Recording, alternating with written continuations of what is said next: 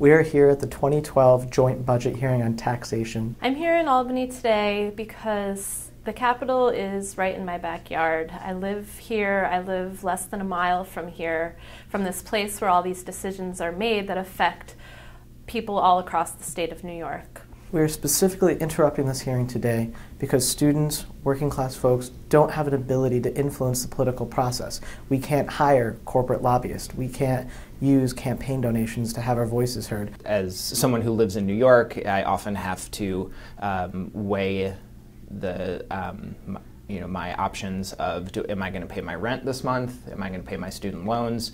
Am I going to eat more than one meal a day? I have a friend who's an art teacher in a New York State school, and she has over 900 students that she has to work with a budget of less than $2 per student per year. New York State's taxation policy is fundamentally unjust.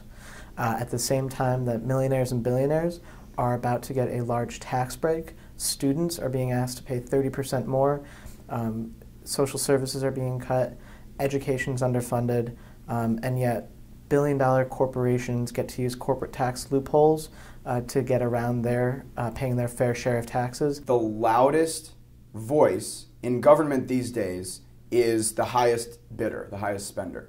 So I find that extremely problematic, and that's why I lived in a park for a month and a half. Corporations at this point are running our governments with their money and not paying anything for the privilege.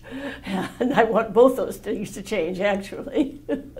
Everyday working class families pay a larger percentage of their income than corporations or CEOs that are making infinitely times more money. If you give corporations an inch, they'll take a mile.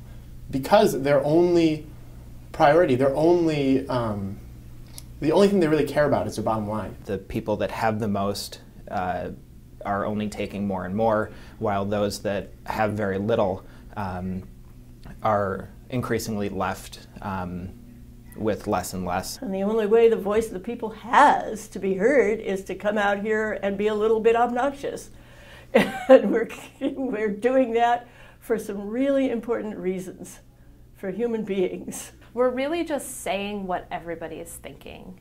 And if you're not disruptive, if you don't break rules sometimes, things don't change. More people are waking up to this fact every day because it's the truth. So we need to make sure that the politicians understand and the regulators understand that they are beholden to the constituents.